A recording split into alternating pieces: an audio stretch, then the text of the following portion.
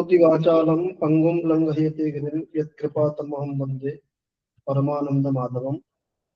केन्द्रीय संस्कृत विश्वविद्यालयस्य जयपुर परिसरे संचाल्यमानेन प्राध्यापक विकास केन्द्रेण यथा समयं कार्यशालाः समायोज्यन्ते। तस्मिन्नेव क्रमे डिजिटल माध्यमेन शास्त्र शिक्षणम् इति नामधेया कार्यशाला इयम् अस्माभिः सञ्चाल्यते। अत्र अनेके विद्वांसः समागत्य साक्षात् उत आभासीय माध्यमेन अस्माकं प्रतिभागिनः पाठयन्तः वर्तन्ते। क्रमे अद्य अस्मिन् पंचमे दिवसे प्रथमे सत्रे अस्माकं मध्ये आभासीय माध्यमेन कश्चन विशिष्टः विद्वान् संयुक्तः अस्ति। एतस्य महोदयस्य अहं परिचयं कारयामि। आप श्रीमान अंतरिक्ष बोथले जी वर्तमान में कैलिफोर्निया के बे एरिया में रहते हैं और गूगल में जेमिनी 4 होम टीम में सॉफ्टवेयर इंजीनियर है। भारतीय प्रौद्योगिकी संस्थान मुंबई से मैकेनिकल इंजीनियरिंग में आपने द्वितीय डिग्री प्राप्त की है एवं प्रोग्रामिंग और भाषाओं में उनकी रुचि ने उन्हें सिएटल स्थित वॉशिंगटन विश्वविद्यालय से कंप्यूटेशनल लिंग्विस्टिक्स में एमएस करने के लिए प्रेरित किया। अंतरिक्ष जी को भाषा विज्ञान, फोटोग्राफी, भोजन पाचन, लेखन में गहरी रुचि है, जैसा कि अंतरिक्ष जी ने बताया है। आपने हाल ही में ही संस्कृत साहित्य ORG नाम की एक वेबसाइट का निर्माण भी किया, जिसका उद्देश्य संस्कृत साहित्य के जो ग्रंथ हैं उसमें शिशुपाल वधम, नैषधि चरितम इत्यादि अनेक साहित्य के विशिष्ट ग्रंथ उसमें है, जो कि आप जो भार युक्त पुस्तकें होती है उनको न ले जा करके बहुत ही कम वजन में अपने मोबाइल में भी संस्कृत साहित्य ORG को संरक्षित करके अनेक ग्रंथों को पढ़ सकते हैं। अभी इस सत्र में आदरणीय अंतरिक्ष बोथले जी हमको AI टूल्स के माध्यम से हम किस प्रकार से अनेक प्रयोग कर सकते हैं अथवा उस विषय में जानकारी प्राप्त कर सकते हैं, इसके विषय में हमको बताएंगे। अंतरिक्ष जी, आपका हम बहुत हार्दिक स्वागत और अभिनंदन करते हैं। आप प्रत्यक्ष उपस्थित नहीं हो पाए, इसलिए हम आभासीय माध्यम से यहीं से आपको माला और शॉल इत्यादि सब भेंट करते हैं। अगर आप प्रत्यक्ष होते तो हम और अच्छे से आपका आतिथ्य कर पाते। इस कार्यशाला में केंद्रीय संस्कृत विश्वविद्यालय जयपुर परिसर में अध्यापन करवाने वाले अध्यापक बंधु हैं। कुछ बाहर से हमारे जो आदर्श महाविद्यालय है केंद्रीय संस्कृत विश्वविद्यालय के, वहाँ के भी बंधु हैं और अनेक विषयों के विद्वान यहाँ पर हैं, जैसे कि दर्शन शास्त्र के हैं, साहित्य संस्कृत साहित्य के भी हैं, व्याकरण के कुछ हैं, ज्योतिष शास्त्र के हैं, पुराने इतिहास के हैं, कुछ आधुनिक विषयों के भी हैं, प्राकृत भाषा के भी यहाँ पर 1-2 विद्वान है। इस प्रकार सभी विषयों के विद्वानों का यहाँ पर इस कार्यशाला में अल्प संख्या में लेकिन अच्छा समागम है। दो सब विषयों के हैं। तो आपसे हम विनम्र और आग्रह करते हैं कि आप अपने विषय को आरंभ करके हम सबको कृतार्थ करें और आप सब हम हमारे सबके लिए भी आप आदर्श है कि इंजीनियरिंग पढ़ने के बाद भी संस्कृत जगत में आपने इतना अच्छा काम किया, इसके लिए हम पुनः पुनः आपका अभिनंदन भी करते हैं और आगे भी आपका मार्गदर्शन हमको प्राप्त करेगा। पुनः पुनः भवतां स्वागतम। धन्यवाद। धन्यवाद। मेरी आवाज आ रही है, सुनाई? हाँ, सुनिए जी। हाँ, तो सर्वप्रथम मुझे इस शिविर में आमंत्रित करने के लिए बहुत बहुत धन्यवाद। जैसा आपने कहा, यहाँ पर कई संस्कृत के विद्वान हैं अलग अलग विषयों में जिन्होंने पढ़ाई की है, पढ़ाते हैं। तो उन सबके सामने मेरी संस्कृत में रुचि है, पर उनके सामने मेरा संस्कृत का ज्ञान बहुत ही कम है। पर यथासंभव मैंने संस्कृत साहित्य.org के माध्यम से संस्कृत पठन पाठन में कुछ अपनी तरफ से सहयोग करने का प्रयास किया है। और आज के सत्र में मैं आज और कल 2 सत्र में कुछ आपके सामने प्रस्तुत करूंगा। आज के सत्र में मैं संस्कृत साहित्य.org और कुछ ऐसी और वेबसाइट्स जिनकी मदद से आप संस्कृत पढ़ने और पढ़ाने का काम और अपने लिए सरल कर पाएंगे, इनके बारे में बताऊंगा। और कल का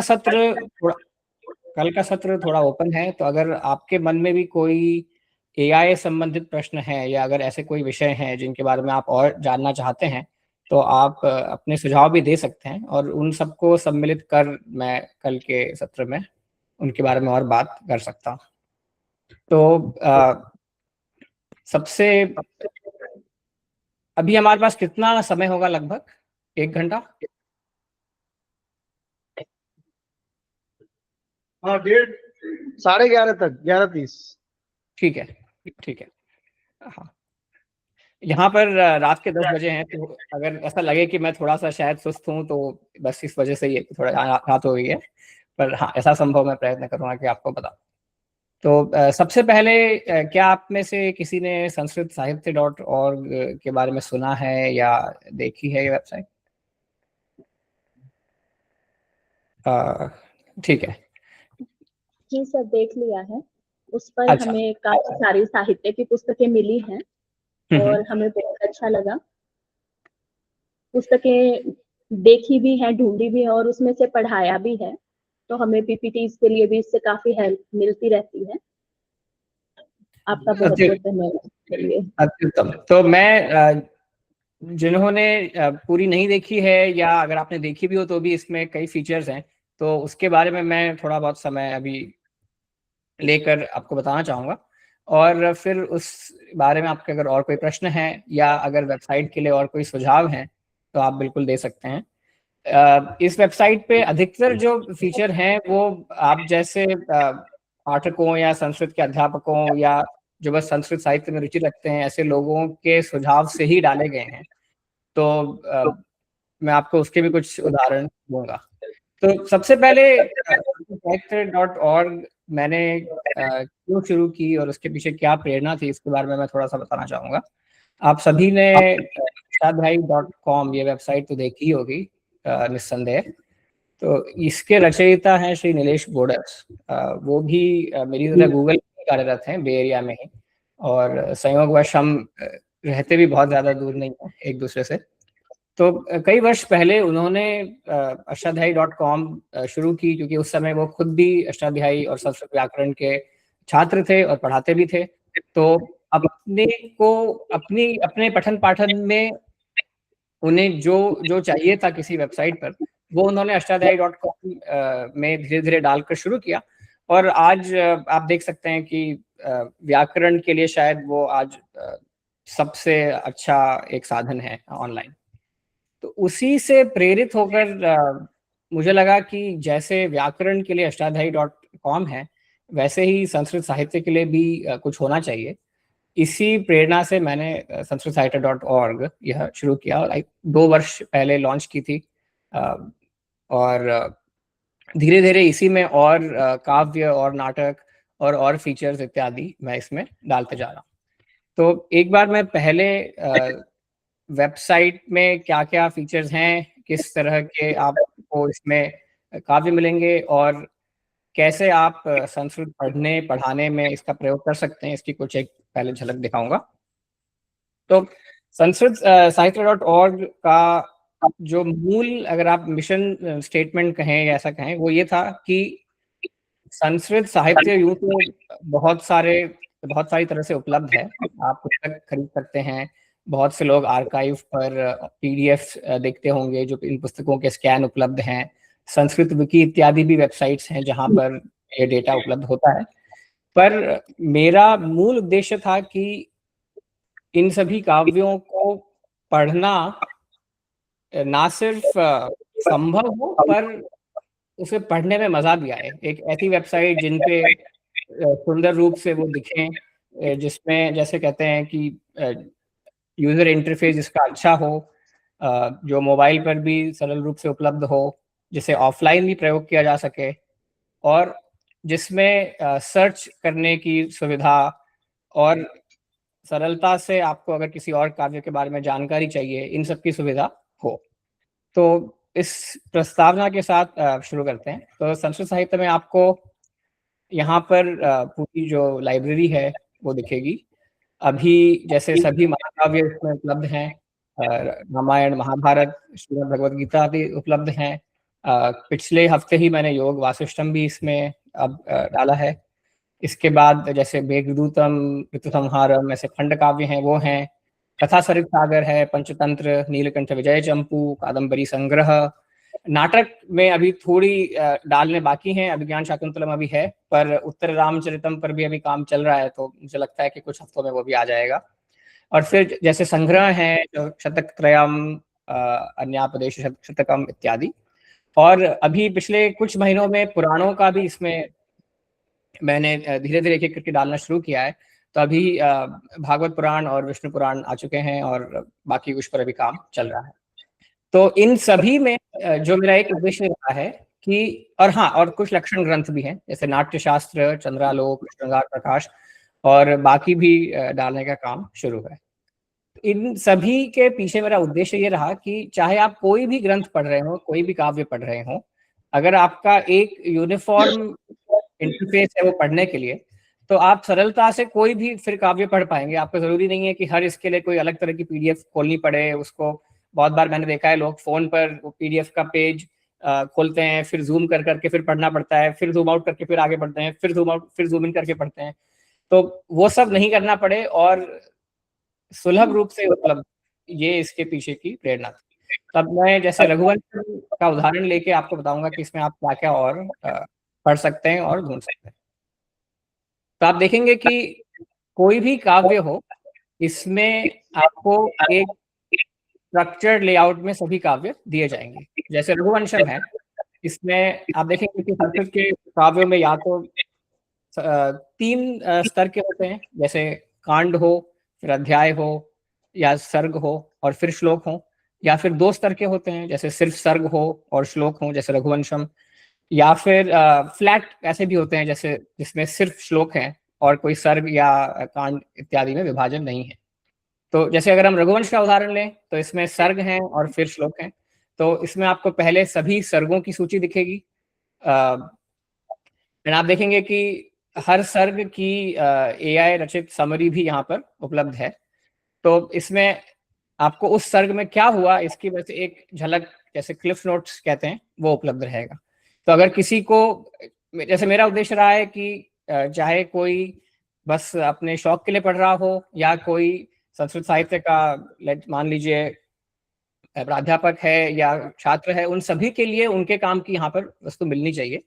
तो अगर आपको बस शौक के लिए पढ़ना है और जानना है कि क्या क्या है संस्कृत साहित्य में, तो आप इंग्लिश समरी के माध्यम से भी पढ़ सकते हैं। जैसे आप देखेंगे रघुवंश के प्रथम सर्ग में उन्होंने जो एआई समरी है वो काफी संक्षिप्त और सही रूप से आई है। वो वशिष्ठ के आश्रम जाते हैं, उनकी संतान नहीं है क्योंकि सुरभि का जो का श्राप है, और फिर वे नंदिनी की सेवा करने की प्रतिज्ञा लेते हैं, इत्यादि इत्यादि। और अब उसके अंदर जब आप जाएंगे तो यह श्लोक वाला व्यू है जिसमें आपको उस सर्ग के सभी श्लोक दिखेंगे और उनसे संबंधित जो भी जानकारी अभी वेबसाइट पर उपलब्ध है वो सब यहाँ पे दिखेगी। तो जैसे अभी आप देख सकते हैं वागर्थाव्य संपृक्त, तो ये श्लोक है। इसमें फिर मल्लिनाथ की टीका है जो संजीवनी टीका, एंड इसके अलावा अन्वय, इंग्लिश समरी और हिंदी सारांश, ये भी अब इसमें उपलब्ध है। अगर आप टीका में देखेंगे तो जैसे मल्लिनाथ टीका में बहुत बार अष्टाध्यायी के सूत्रों का उल्लेख होता है, या अमरकोश के भी कभी कभी किसी शब्द का अर्थ दिखाने के लिए या और पर्यायवाची शब्द जो है वो अमरकोश का कोई श्लोक होता है। तो जहां पर भी संभव है वहां पर अष्टाध्यायी.com की या फिर अमरकोश की भी वहां पर लिंक है। तो जैसे यहाँ पे आप देख सकते हैं माता च पिता च पितरौ पिता मात्रा, तो यह अष्टाध्यायी 1 to 70 सूत्र है। तो यहाँ पर उसकी लिंक आ गई और आप वहां जाकर उसके बारे में और पढ़ सकते हैं। या फिर अगर आपने कोई अमरकोश का यहाँ पर देखा, जैसे यहाँ पर नहीं दिख रहा है क्या, जैसे यहाँ देख सकते हैं आप निदानम त्वादिकारणम इत्यमरः, और उसमें जाएंगे तो आपको 1430 ये दिख जाएगा, हेतुर्ना कारणम बीजम निदानम त्वादिकारणम। तो इस प्रकार जो भी बाकी यहाँ पर रेफरेंसेस हैं उनको भी आप सरलता से देख सकते हैं। AI मैंने समरी और अन्वय वगैरह के बारे में तो बता ही दिया। अगर आप इस श्लोक पर अब क्लिक करें तो जो उस श्लोक की डिटेल्ड व्यू अब वो यहाँ पे खुल जाएगी, जिसमें अब एक पदच्छेद भी अब उपलब्ध है। तो पदच्छेद में आप देख सकते हैं कि जहां जहां पर भी यह अंडरलाइन है वो डिक्शनरी से लिंक्ड है। अगर आप क्लिक करेंगे तो आपको वहीं पर उस शब्द का डिक्शनरी वाला पेज भी खुल जाएगा। अभी इसमें सिर्फ Monier Williams Sanskrit English dictionary है वो डाली गई है, पर आगे आपटे, कोश और बाकी भी और डाले जाएंगे। एक और जो इसमें सुविधा वो ये है कि अगर आप ये जो ब्लू अंडरलाइन है वो क्लिक करेंगे तो उस शब्द की आपको जो पाणिनीय प्रक्रिया है वो दिखेगी। तो यहाँ पर आप जैसे संपृक्त इस शब्द के लिए देख सकते हैं कि किस धातु से शुरू हुआ, उसमें क्या उपसर्ग लगा और फिर किन किन सूत्रों को लगकर जो संपृक्त रूप है वो मिला। तो ये भी जहां जहां उपलब्ध है वहां पर डाला गया है। इस ये विद्युत प्रक्रिया नाम से एक ऑनलाइन प्रक्रिया जनरेटर है, उसका यहाँ पर प्रयोग किया गया है। तो ये जो व्यू है, अब आपको इस वेबसाइट पर कोई भी काव्य हो, नाटक हो, उन सब में आपको यही व्यू मिलेगा। तो एक बार आपने वेबसाइट किसी एक काव्य के लिए पढ़ी तो बाकी सब में भी आपको पता रहेगा कि आपको कहाँ पर क्या मिलेगा। एक और जो इसमें फीचर है वो है छंद टैगिंग। तो ऑटोमेटिकली जो भी आपका श्लोक है उसका छंद यहाँ आ जाएगा और एक छंदो विश्लेषणम टेबल यहाँ पर बन जाएगा। तो इसकी मदद से आप जैसे अनुष्टुप तो सरल और छोटा छंद है, पर कभी कभी अगर कोई ज्यादा लंबा छंद हो जिनमें यति भी है तो वो यहाँ पर यति भी अंकित की जाएगी। तो जैसे रघुवंशम में अगर हम अंत में जाएं तो प्रहर्षणी छंद में एक है मेरे ख्याल से श्लोक, करेक्ट, या फिर द्वितीय सर्ग में अंत में मालिनी छंद है, अथनयन समुत्थम। तो आप देखेंगे कि यहाँ पर यति भी है, तो यति की लाइन भी है। और जो भी गुरु हैं वो आपको यहाँ पे बोल्ड में दिखेंगे और जो लघु है वो नॉन बोल्ड में दिखेंगे। तो इस प्रकार छात्रों को अगर पढ़ना भी हो छंद या उसको गायन में भी आपको सरलता होगी। और आप नीचे यहाँ पे गण भी दिखा सकते हैं, तो जैसे न न म य युतम, ये मालिनी का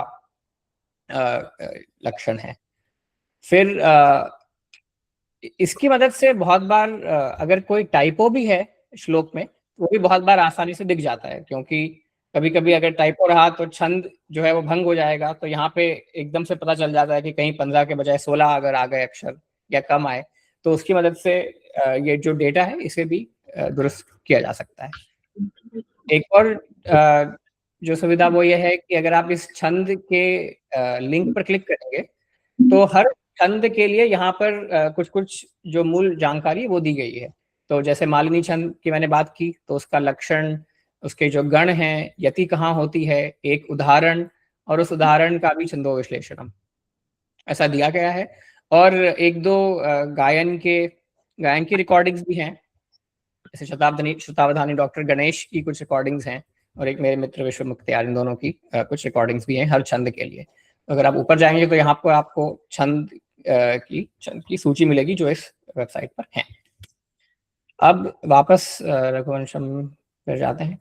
एक और जो चीज है कि अगर आपको मान लीजिए यह श्लोक शेयर करना है, आप यहाँ पर कॉपी बटन क्लिक कर सकते हैं। फिर आप चाहे व्हाट्सएप पे या कहीं भी सीधे पेस्ट करेंगे तो यह पूरा श्लोक और वो लिंक पेज की वो वहां पर पेस्ट हो जाएगी। अगर आप इसके ऊपर वाले पेज पर जाएं जहां पे सभी श्लोकों की सूची है, तो हो सकता है जैसे आपको यह सभी चीजें नहीं पढ़नी हो। मान लीजिए आपको जो इंग्लिश समरी है उसकी जरूरत नहीं हो, या मान लीजिए आपको संजीवनी टीका भी नहीं पढ़नी है, आपको सिर्फ पारायण करना है। तो यहाँ पे आप जो लेयर्स उसको क्लिक कर आप चुन सकते हैं कि आपको क्या क्या यहाँ पर अभी पढ़ना है। तो जैसे अगर आपने सभी बंद कर दिया तो फिर सिर्फ श्लोक दिखेगा और आप ऐसे ही पढ़ सकते हैं। अगर आपको इंग्लिश या हिंदी सारांश नहीं पढ़ना है पर सिर्फ अन्वय पढ़ना है ताकि आप खुद फिर उसका अर्थ निकाल पाए, तो आप अन्वय भी ऑन कर सकते हैं। अब वापस एक बार, तो जैसे मैंने अभी रघुवंश दिखाया वैसे ही आपको कुमार संभवम के लिए भी वैसे ही मिलेगा। समरी, सारांश, अन्वय, संजीवनी टीका भी अब उसमें आ गई है। और उसी प्रकार आप जो कोश वाली लिंक है उसकी मदद से आप डिक्शनरी एंट्री देख सकते हैं, जो ब्लू लिंक है उसकी मदद से आप प्रक्रिया वगैरह भी देख सकते हैं। यहाँ पे जिन भी पाणिनीय सूत्रों का प्रयोग हुआ है, आप अगर लिंक पे क्लिक करें तो आपको अष्टाध्यायी.com पर वो सूत्र मिल जाएगा। तो जैसे यहाँ पे विकरण प्रत्यय लगाया गया है, तो अगर उस पर मैं क्लिक करूँ तो कर्तरी शब्द का अष्टाध्यायी.com का पेज खुल जाएगा। फिर अब एक और जो इसमें मेरे अनुसार बहुत ही उपयोगी फीचर है, वो है कि आप किसी भी काव्य में फुल टेक्स्ट सर्च कर सकते हैं। तो आप सभी ने शायद ये पहले देखा होगा कि अगर आप गूगल पे किसी श्लोक के किसी अंश को सर्च करते हैं तो बहुत बार आपको सही पेज नहीं मिलता, क्योंकि 2-3 कारण होते हैं। एक तो अगर संस्कृत में कभी कभी हम स्पेसेस डालते हैं, कभी कभी संधि होती है तो जुड़ जाते हैं, अगर संधि के बिना लिखा है तो बिना जुड़े उसका वेबसाइट पर होता है। अगर आपने कोई बीच वाला हिस्सा दिया हो तो हो सकता है वो सर्च रिजल्ट में आए नहीं। तो इसलिए सहसा अगर गूगल सर्च करें आप तो बहुत बार आपको श्लोक नहीं मिलता, कभी कभी उसके छोटे टुकड़े करके फिर वापस सर्च करना पड़ता है ताकि आपको मिले। यहाँ पे आप वेबसाइट पे सीधे सर्च कर सकते हैं और आपको फुल टेक्स्ट सर्च मिलेगा इस वेबसाइट पे जो भी जानकारी है उस पर। तो जैसे अगर हम कुमार संभवम में देखें तो यहाँ ऊपर आप इंग्लिश में भी सर्च कर सकते हैं, देवनागरी में भी कर सकते हैं। एक बार मैं देवनागरी में करके दिखाता हूँ। तो जैसे प्रसिद्ध श्लोक है न ययौ न तस्थो वाला, तो आप अगर ययौ लिखेंगे तो आपको वो सभी श्लोक जिसमें ययौ है कुमार संभवम में वो यहाँ पे दिखेंगे आप, और आप देख सकते हैं कि बहुत ही फास्ट है। तो न ययौ न तस्थौ वाला श्लोक तो स्वाभाविक है, ये वाला है मार्गाचलम इति कराल कुलितेव सिंधु। पर इसके अतिरिक्त भी आप देख सकते हैं कुछ और श्लोक में भी ययौ शब्द है।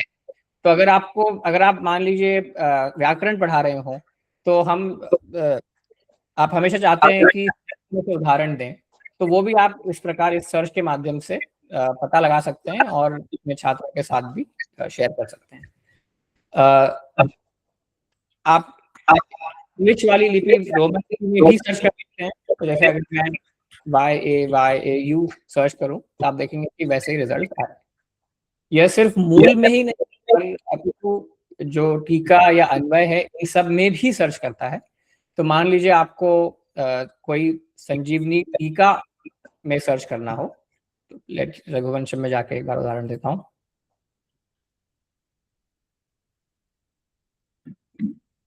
जैसे यहाँ पे आप देख सकते हैं संजीवनी टीका, मान लीजिए मैंने यह शब्द लिया नित्य समास हो, अगर मैं उसको डालूं यहाँ पे आप देख सकते हैं कि पहला वाला वो सर्च रिजल्ट में आ गया। तो आपको सिर्फ श्लोक में नहीं पर संजीवनी टीका, अन्वय, उसका जो इंग्लिश समरी है, हिंदी सारांश है, इन सभी में आप सर्च कर सकते हैं। तो मान लीजिए मैंने अगर जैसे एक श्लोक है कुमार संभवम में जिसमें अपर्णा नाम कैसे पढ़ा, इस बारे में श्लोक है नाम अपर्णा कैसे पढ़ा। तो अगर आप अपर्णा सर्च करेंगे तो हो सकता है आपको सीधे नहीं मिले, क्योंकि श्लोक में अपर्णेति है तो अपर्णा में नहीं मिलेगा। पर आपको हो सकता है उसके सारांश के माध्यम से या अन्वय के माध्यम से आपको वो सर्च मिल जाए। तो एक बार मैं करके बताता हूँ, देखते हैं होता है कि नहीं। अपर्णा रघुवंशम में, हाँ आप अगर चाहें तो मल्टीपल काव्य में भी एक साथ सर्च कर सकते हैं। तो जैसे अभी मैं जो दिखा रहा हूँ वो सिर्फ रघुवंशम या सिर्फ कुमार संभवम में है, पर अगर आप चाहें तो इन सभी में एक साथ भी सर्च कर सकते हैं। वो थोड़ा ज्यादा समय लेगा, पर उसके माध्यम से आप देख सकते हैं कि जैसे ययौ शब्द है वो किस किस और काव्य में उसका उपयोग हुआ है, वो आप पता लगा पाएंगे। तो जैसे ये देखिए कुमार संभवम में मैंने अपर्णा सर्च किया तो श्लोक में मैच नहीं हुआ, क्योंकि वहां पर वदंती अपर्णेति च, वहां संधि होके वदंती अपर्णेति बन गया, तो अपर्णा शब्द नहीं मिला। पर संजीवनी टीका में था, अन्वय में भी था और सारांश में भी था, तो उसके माध्यम से आपको मिल गया। अभी तक कोई प्रश्न?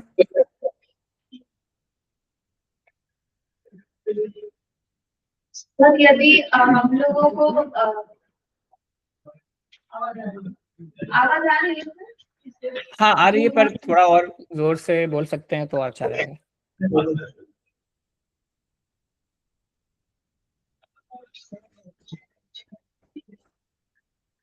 एक साथ यदि जैसे या तो हम सब में एक साथ सर्च कर सकते हैं या फिर अलग अलग, अगर एक साथ 2-3 काव्यों में मिला के हमको केवल क्रियापद ही ढूंढने हैं तो हाँ। उस तरह से कोई इसमें हम कर सकते हैं कि I just want to analyse the क्रियापद ऑफ ऑल द काव्य, तो अब उस तरह का कोई अगर क्रियापद अर्थात जैसे आप कहना चाह रहे हैं कि मान लीजिए कुमार संभव और रघुवंशम हमने लिया, तो हाँ। इन दोनों में सभी तिङंत हैं, ऐसा है? हाँ जी। अच्छा, तो ये अच्छा प्रश्न है। अभी पदच्छेद में सर्च होता है, पदच्छेद में आप जैसे जिस तरह का सर्च आप कह रहे हैं वो अभी संभव नहीं है, पर उस पर मैं काम कर रहा हूँ। तो अभी जैसे आप देखेंगे जो मैंने उदाहरण दिया वो था प्योर टेक्स्ट सर्च। इसके बाद मैं एक सिमेंटिक सर्च का उदाहरण दूंगा इसके बाद, जो एक AI पावर्ड सर्च है। और आप यहाँ देख सकते हैं एक लेमा सर्च है जो कमिंग सून है, तो उस पर मैं अभी काम कर रहा हूँ। उसको जब एक बार मैं इम्प्लीमेंट कर दूंगा तो आप ना सिर्फ कोई स्पेसिफिक जैसे धातु वगैरह देख पाएंगे, पर आप सर्च ये भी कर पाएंगे कि जैसे अमुक धातु इस काव्य में है क्या, या इस प्रत्यय का इस काव्य में उपयोग हुआ है क्या। तो आप उस लेवल का भी सर्च उसमें कर पाएंगे एक बार ये फीचर इम्प्लीमेंट हो जाने के बाद। पर ये अच्छा प्रश्न है कि कुछ और लोगों ने भी ये सुझाव दिया था, जैसे वदंती है यहाँ पर, तो वद धातु कहाँ कहाँ है ये आप सर्च कर पाएंगे। और फिर अगर आप चाहें तो उसमें और फिल्टर भी कर पाएंगे कि नहीं मुझे वद धातु में भी लट लकार का रूप देखना है, या वद धातु में बहुवचन का रूप देखना है, ये सब भी संभव हो पाए। तो इसलिए ये मैंने अभी कमिंग सून के रूप में डाला है, पर इस पर अभी काम चल रहा है। और फिर बताया आप मल्टीपल काव्य में भी एक साथ ढूंढ सकते हैं।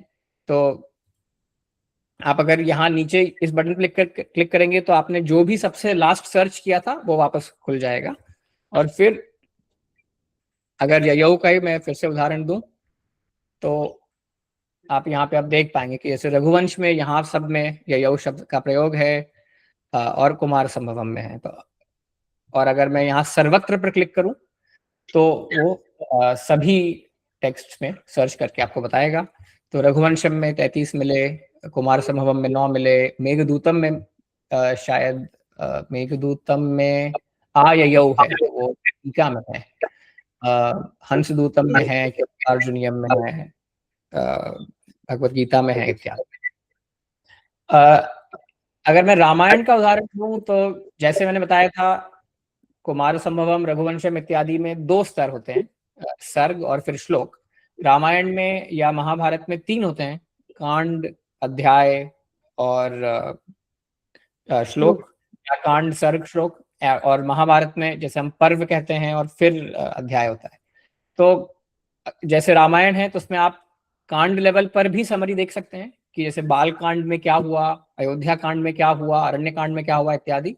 और अगर अंदर जाएंगे तो फिर आपको हर सर्ग लेवल भी समरी दिखेगी। तो जैसे बहुत बार रामायण वगैरह में क्योंकि वर्जन्स में कभी कभी फर्क होता है, तो बहुत बार एग्जैक्टली पता नहीं होगा कि इस सर्ग में इस वर्जन में क्या होता है। तो वो अगर आप अब समरी के माध्यम से क्विकली स्कैन भी कर सकते हैं कि जैसे ठीक है 15वें सर्ग में ये हुआ, या दशरथ ने जो भी सैक्रिफाइस किया है, तो इसकी मदद से आपको एक झलक मिल सकती है कि उस या उस कांड में क्या हुआ। और फिर आप वापस अंदर जूम इन करेंगे तो आप देखेंगे कि वही सारी जानकारी उपलब्ध है।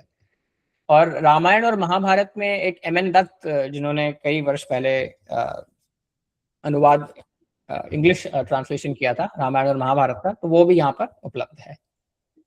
और पदच्छेद इत्यादि जैसे मैंने पहले बताया था वो उपलब्ध है ही, छंद वगैरह भी है।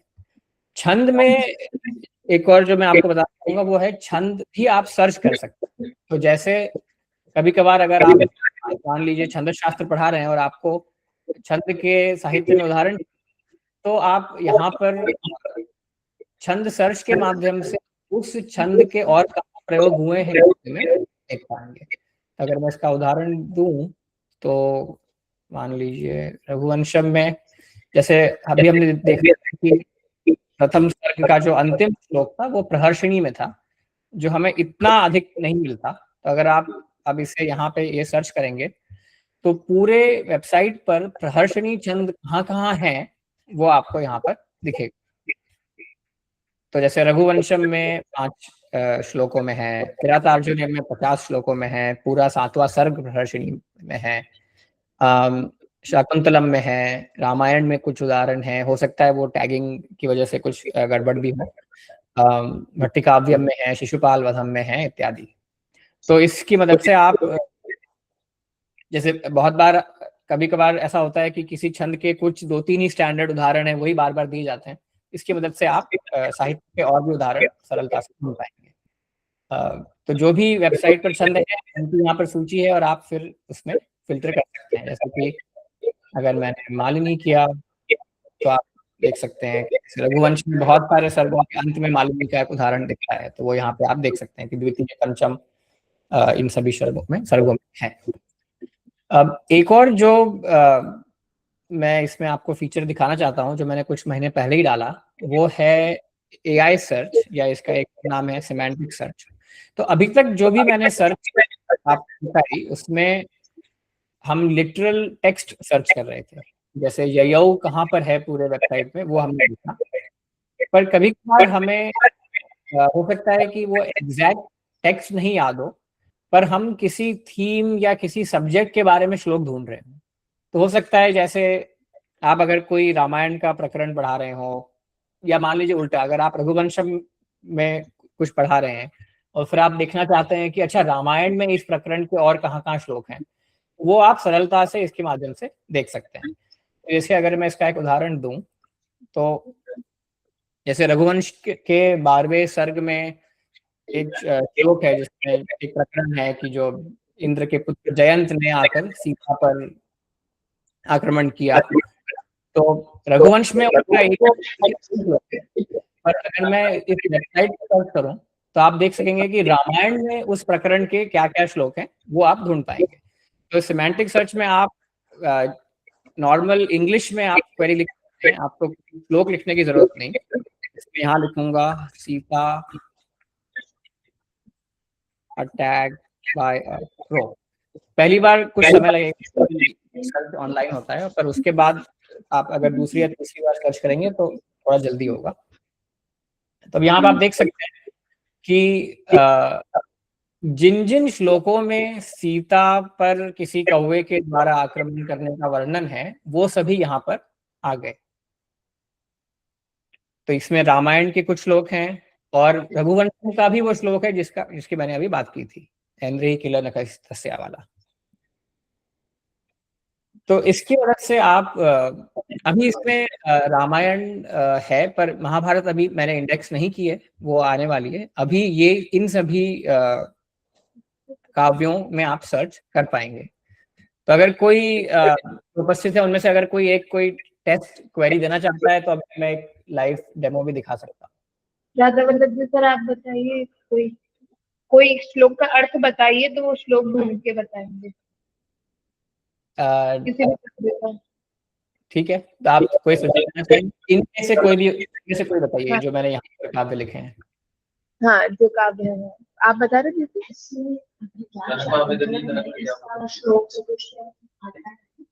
उसमें कर्ण ऋषि के द्वारा कुछ वर्णन किया गया है, इसके विषय में कुछ शाकुंतलम में शाकुंतलम के विषय में शिक्षा दी है। आप माइक पे बोलना पड़ेगा शायद, क्योंकि मुझे सुनाई नहीं आ रहा। जी सर, अभिज्ञान शाकुंतलम का श्लोक है, श्लोक चतुष्टयम अगर हमें सर्च करना है। कर्ण ऋषि ने गृहस्थाश्रम के विषय में शकुंतला को कुछ शिक्षा दी है, वो श्लोक अगर हमें ढूंढना है तो कैसे ढूंढेंगे? Okay, got it. तो ट्राई करते हैं, मैं आपको लाइव डेमो दे रहा हूँ, पता नहीं चलेगा कि नहीं, बट वही मजा है। तो लेट्स से मैं इसको नॉर्मल भाषा में लिखने का प्रयास करूंगा, फिर अगर हो सकता है कि आप जैसे पहले सर्च करें वैसे नहीं मिले तो आप कुछ लैंग्वेज बदल के भी सर्च कर सकते हैं। तो पहले जैसे मैं सिर्फ इतना लिखूंगा, कण्व ऋषि गिव्स एडवाइस, ठीक है। हम देखते हैं इससे आपको मिलता है तो ठीक है, वरना फिर कुछ और हम ट्राई करेंगे। तो क्या यही वाला था? हाँ, पहला श्लोक ही है। तो परफेक्ट, तो आप देख सकते हैं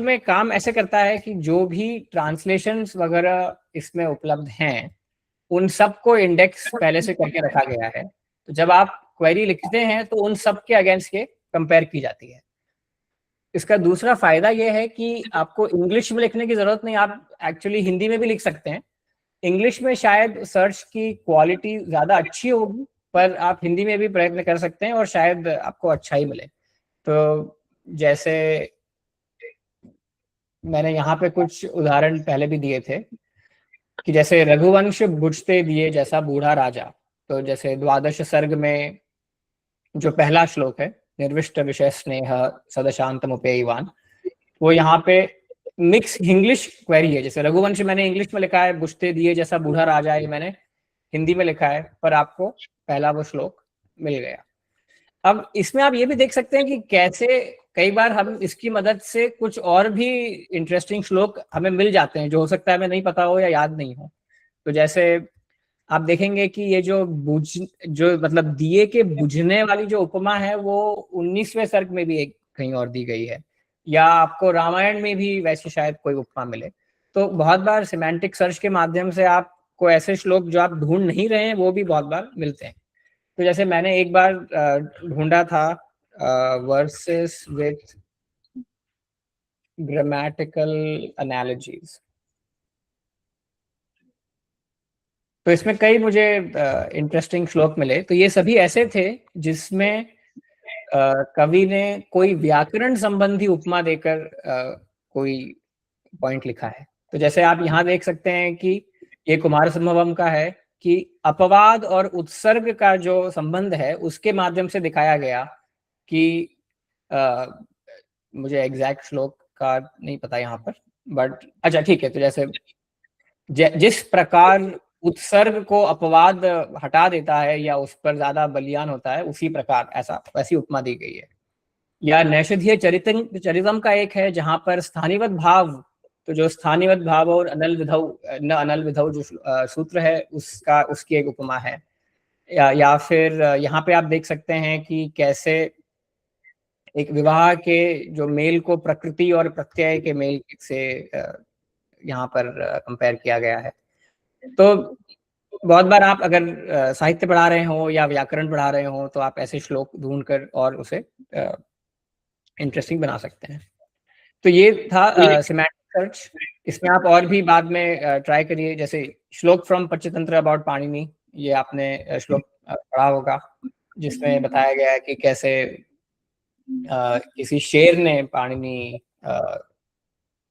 का वध किया और जैमिनी मुनि और पिंगल इन सब का भी कैसे कैसे इन सब की मृत्यु हुई उसके बारे में लिखा गया है।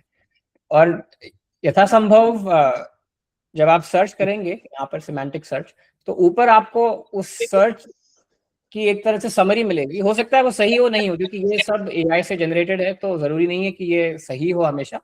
आपको हमेशा अपना ज्ञान और पुस्तकों से और आप और से पता करके उसकी पुष्टि करिए, पर उस दिशा में आपको ये ले जाएगा।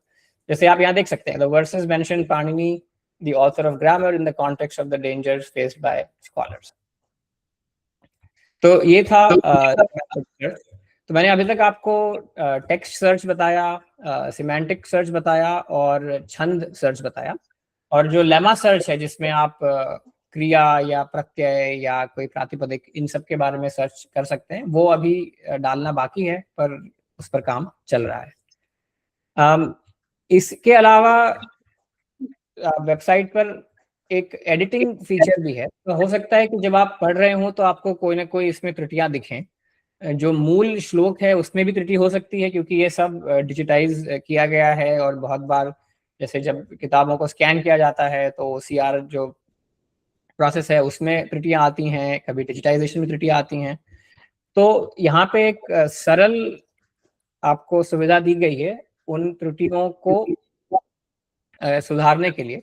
तो आप जहां पर भी ये एडिट वाला आइकन देखेंगे उस पर आप क्लिक करके जो सही श्लोक होना चाहिए या सही स्पेलिंग होनी चाहिए या कुछ भी अगर आपको उसमें ठीक करना है तो वो यहाँ पे आप करके सबमिट करवा सकते हैं, जो ऑटोमेटिकली, मैं यहाँ टेस्ट कर रहा हूँ, एक सेकंड, टेस्टिंग। अगर आप सबमिट करेंगे तो एक फॉर्म खुल जाएगा जिसमें आपका सजेशन ऑलरेडी भरा हुआ है, आपको बस यहाँ पर रिकॉर्ड ईमेल क्लिक करके सबमिट कर देना है। तो वो बैकएंड में मुझे मिल जाता है और मैं हर हफ्ते उसको चेक करके उसके माध्यम से जो करेक्शंस हैं वो करते जाता हूँ। इसके अतिरिक्त अगर आपको देवनागरी लिपि में संस्कृत नहीं पढ़नी है और किसी भारतीय लिपि में पढ़नी है तो उसकी भी कुछ सुविधा है। तो आप यहाँ पर संस्कृत डिस्प्ले स्क्रिप्ट में अभी गुजराती, कन्नड़ा, तेलुगु ये हैं।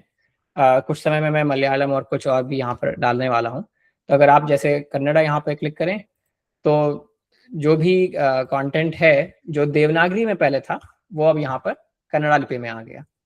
और तो अगर आपको वो ज़्यादा सुविधाजनक है तो आप उसमें पढ़ सकते हैं। और जो सर्च है, अगर आपने कन्नड़ा सिलेक्ट की है तो आप सर्च में भी कन्नड़ा लिख सकते हैं। तो जैसे जैसे आपने देखा वागर था विवर था, तो यहाँ कन्नड़ा में भी अब सर्च हो गया। जो इंग्लिश लिपि में आप अभी कर सकते हैं और जो भी आपने लिपि सिलेक्ट की है उसमें भी कर सकते हैं। तो इसे वापस देवनागरी करते हैं। और इसके अलावा अगर आपको आई ट्रांस, जो कि संस्कृत को रोमनाइज्ड इंग्लिश में लिखने के जो सिस्टम्स हैं, अगर उनमें पढ़ना है पूरी वेबसाइट तो वो भी कर सकते हैं। जैसे अगर आप अभी देखें तो आपको पूरी वेबसाइट जो है वो IAST में आ गई।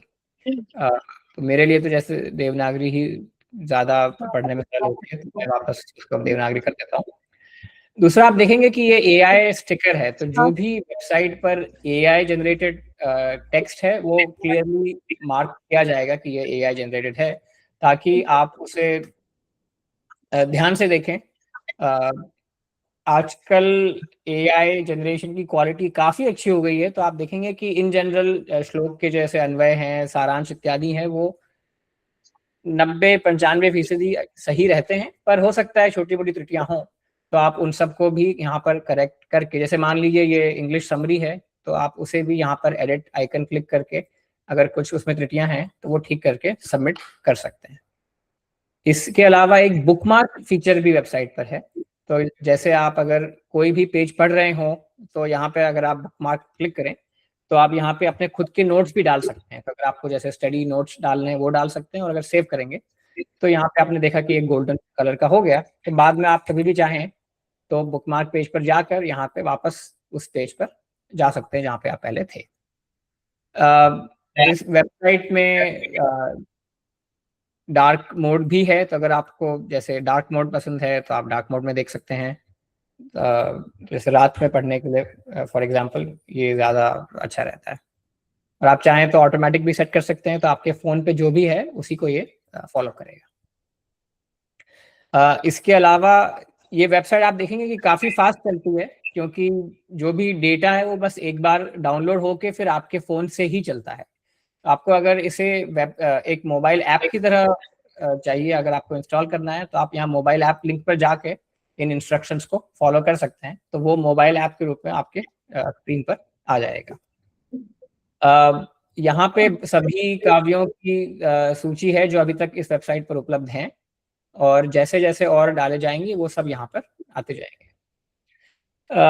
इस सब के अलावा एक मैंने व्हाट्सएप चैनल भी शुरू किया है, तो जो भी साइट पर नए काव्य आते हैं या जो भी नया कंटेंट आता है वो मैं इस व्हाट्सएप चैनल पर शेयर करता हूँ। तो अगर आप इसको ज्वाइन कर लेंगे तो इसमें सिर्फ अनाउंसमेंट्स होते हैं, इनमें कोई डिस्कशन इत्यादि नहीं होता। ये सिर्फ अनाउंसमेंट्स के लिए, ताकि आपको सारे जो भी वेबसाइट के अपडेट्स हैं वो पता चल जाए।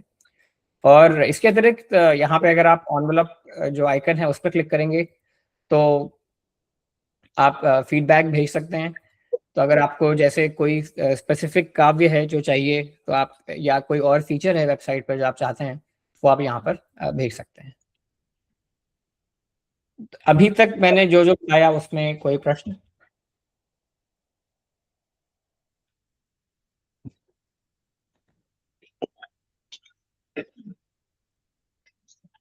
सर प्रश्न तो नहीं है, क्योंकि काफी आसान था और पहले प्रयोग भी किया गया है, तो इसीलिए इससे रिलेटेड प्रश्न तो किसी और का नहीं है ना, मेरा भी नहीं है। ठीक है, हमने प्रयोग किया है और बहुत आसान है सर, धन्यवाद। ठीक है। आपको अगर और भी कोई आए तो आप बाद में भेज सकते हैं, मैं अपने कांटेक्ट डिटेल्स शेयर कर लूंगा। जी एक और जो मुझे शेयर करना है कि कैसे आप सब भी ऐसी वेबसाइट्स में अपनी मदद कर सकते हैं।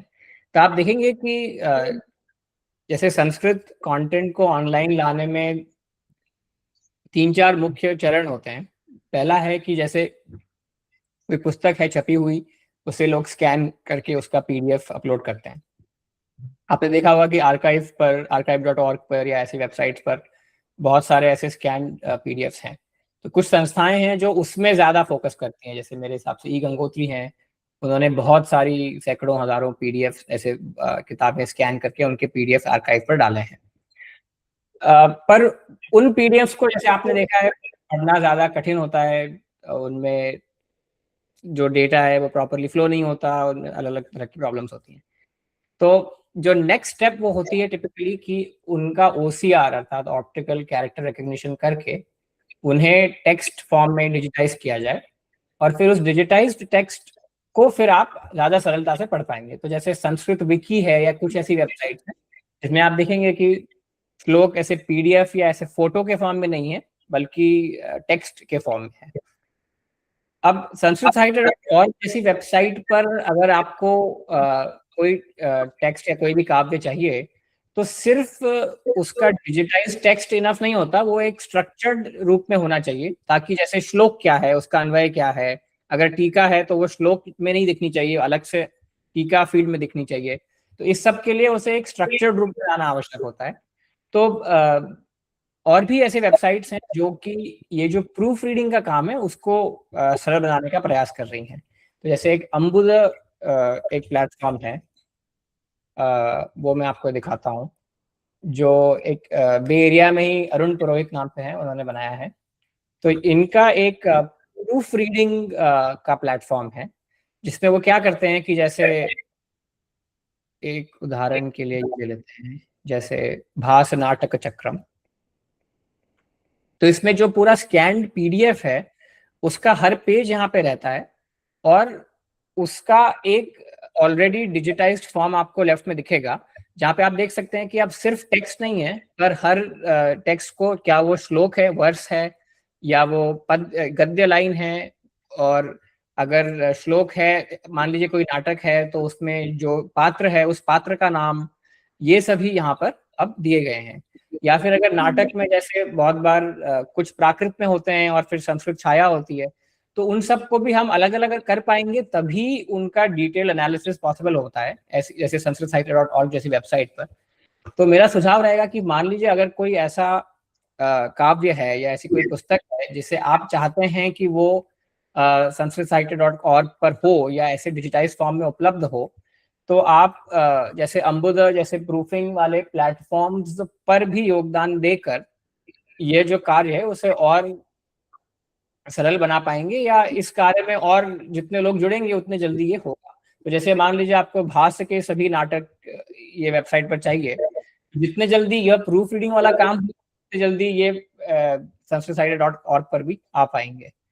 उत्तर रामचरितम पे जैसे अभी काम चल रहा है, तो उसमें किसी ने गूगल शीट के माध्यम से पूरा अपना डिजिटाइज करके प्रूफ रीड करके वो डाल रहे हैं।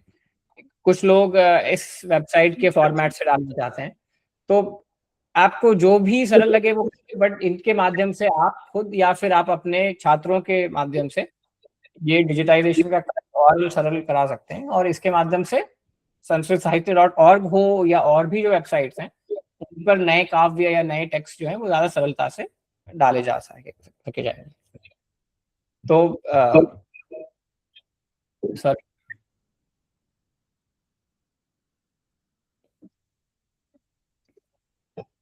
अच्छा, मुझे लगा कि शायद कोई प्रश्न था। तो जब आप खुद ये पढ़ रहे हैं, जैसे मुझे अभी फीडबैक फॉर्म के माध्यम से किसी ने कहा कि कुछ और लक्षण ग्रंथ चाहिए थे, तो उन पर मैं जैसे अभी थोड़ा बहुत काम कर रहा हूँ, पर हो सकता है कि उनमें भी कुछ क्लीन अप चाहिए हो, क्योंकि जो एक डिजिटाइज्ड फॉर्म उपलब्ध है उसमें बहुत त्रुटियां हैं। तो इनफैक्ट वेबसाइट पे भी अगर आप देखेंगे तो कुछ हैं जो कि अभी इतनी अच्छी अवस्था में नहीं है। जैसे श्रृंगार प्रकाश इत्यादि में आप देखेंगे कि वो प्रॉपर जैसे श्लोक वाला डिवीजन वगैरह वो नहीं है, अभी सिर्फ पूरा टेक्स्ट डाला हुआ है। तो ये मैंने किसी के लिए डाल दिया था, क्योंकि वो कोई एक कोर्स पढ़ा रहे थे श्रृंगार प्रकाश के लिए, तो कम से कम कुछ डिजिटल फॉर्म में उपलब्ध हो, तो मैंने डाल दिया था। पर इसमें जैसे अभी बहुत और कार्य की आवश्यकता है। जैसे ये सब श्लोक होने चाहिए जो श्लोक रूप में दिखने चाहिए, अभी वो बस एक एक लाइन की तरह दिख रहे हैं। तो ये थी sanskritsahiत्य.org की एक झलक।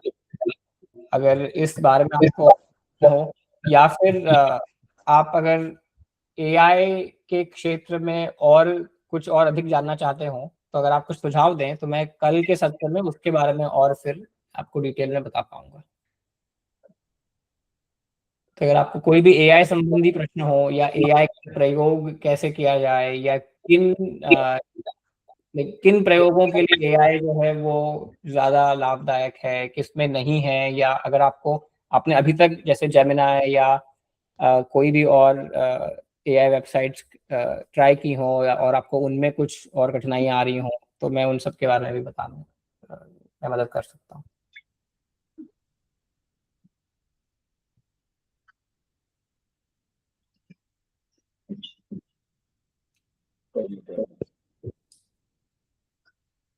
सर मेरे ख्याल से थोड़ा सा हम और यूज करके देखेंगे, इसका प्रयोग करेंगे, उसके बाद हम बाद में जुड़ सकते हैं। ठीक है, सुझाव भी उसी के अकॉर्डिंग दे सकते हैं। ठीक है। तो इस वेबसाइट तो आप देखिए, और डेफिनेटली फीडबैक फॉर्म के माध्यम से भी और भेज सकते हैं सुझाव। और इसके अतिरिक्त अगर आपको कल के सत्र के लिए कोई सुझाव है तो वो आप डेफिनेटली भेज दीजिए, ताकि मैं उसके अनुसार फिर कल का सत्र और फॉर्म कर सकता हूँ।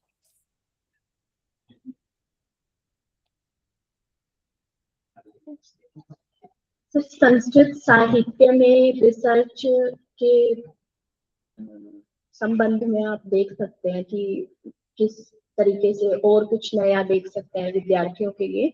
एक तो हमने देख लिया है संस्कृत साहित्य.org, और हम पहले इसको यूज कर भी चुके हैं। तो आपकी नजर में अगर कुछ और भी हो तो आप हमें वो भी बता सकते हैं। ठीक है, या मैं और ये भी देखता हूँ कि कैसे जेमिनाई या इन मॉडल्स का प्रयोग करके, जैसे आपको अगर क्वेश्चनर्स बनाने हो, या अपने खुद के एग्जाम पेपर्स वगैरह बनाने हो, या उनके रिलेटेड भी अगर कुछ और हैं, तो मैं उनकी भी कुछ झलक दिखा सकता हूँ। जैसे जी, मूल्यांकन की दृष्टि से भी आप बता सकते हैं कि संस्कृत साहित्य में मूल्यांकन या प्रश्न कैसे निर्माण होंगे, उसके लिए भी आप देख सकते हैं। तो हम उसके लिए सुझाव देंगे। ठीक है, मैं कुछ सोच के बनाता हूँ। अभी तक आपने जो ये अभी 3-4 दिन का जो डिजिटल शिविर हुआ, उसमें क्या आपने इस बारे में और भी कोई और ऐसे थे सेशन? जी, उसमें भी रहे हैं सर, और हमने काफी एआई टूल्स देखे हैं, जैसे Gemini, ChatGPT, chatbot and LaTeX, notebook LM, ये सब Okay. हमने देखे हैं, और उसका प्रयोग करना भी काफी कुछ सीख लिया है। ओके, ठीक है, तो फिर उनके बारे में और ज्यादा बताने का फिर पॉइंट नहीं है।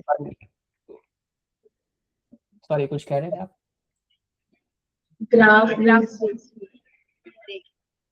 सॉरी, आपकी आवाज नहीं है। Sir, graphviz. अच्छा, ग्राफ विज। जी जी जी। ठीक है, मैं थोड़ा सा सोचता हूँ और फिर कि कल के सत्र में क्या कवर किया जा सकता है। पर अगर आपको और कुछ अगर ध्यान में आए तो आप इनके माध्यम से भेज सकते हैं।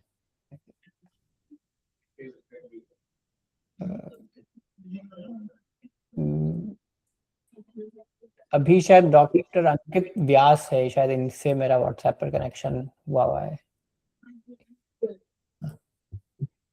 और विपाशा जी भी यहीं पर ही है? जी सर,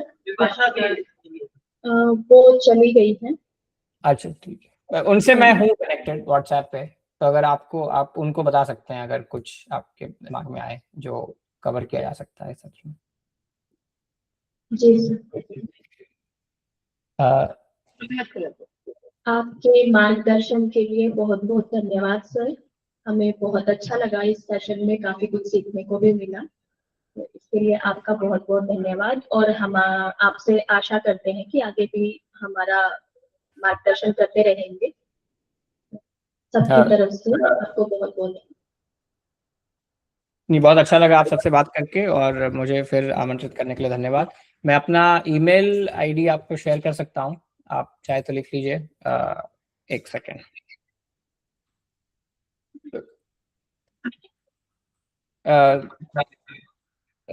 कैसे भेजूं, एक सेकेंड। सर, अगर आपत्ति नहीं है तो ईमेल आईडी और व्हाट्सएप भी शेयर कर सकते हैं ताकि हम इस ग्रुप में भी जोड़ लें। ठीक है, मैं इनको भेज देता हूँ। विपाशा जी से आप ले लीजिए, मैं उनको सारी डिटेल्स भेज देता हूँ। ठीक है। तो आपको अगर जैसे वेबसाइट के बारे में भी और कोई सुझाव हो तो आप मुझे ईमेल कर सकते हैं। तो काफ़ी जल्दी में, मतलब अगर लोगों के पास आइडियाज़ आते हैं कि ऐसा कुछ हो तो अच्छा रहेगा, तो बहुत बार 2-3 दिन में भी मैं डाल देता हूँ अगर सरल है। और अगर थोड़ा ज़्यादा सोच विचार करके डालना है, जैसे कि अभी ये लेमा सर्च वगैरह है, तो उसमें थोड़ा समय लगता है, पर फिर भी आप अगर मुझे बताएंगे, या अगर आप मान लीजिए कोई आप कोर्स पढ़ाने वाले हैं किसी टेक्स्ट के पर, और वो अभी वेबसाइट पर नहीं है जो आपको चाहिए, तो आप अगर उसके बारे में बताएं तो वो फिर मैं प्रायोरिटाइज कर सकता हूँ उसे डालना। जी सर, यही सुझाव है कि जो हमारे यहाँ पे पाठ्यक्रम में पुस्तकें लगी हुई हैं उससे रिलेटेड अगर इस पे अपडेट हो जाएगा तो ठीक है, आप नाम भेज दीजिए भाषा जी के माध्यम से, और वो मैं प्रयत्न करूंगा कि वो पहले आ जाए वेबसाइट पे।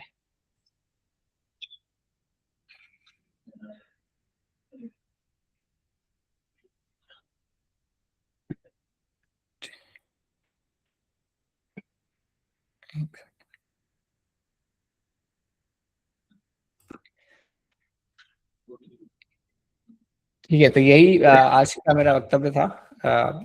आप सभी की उपस्थिति के लिए भी धन्यवाद, और कल के सत्र में फिर ऐसे ही मिलेंगे। धन्यवाद।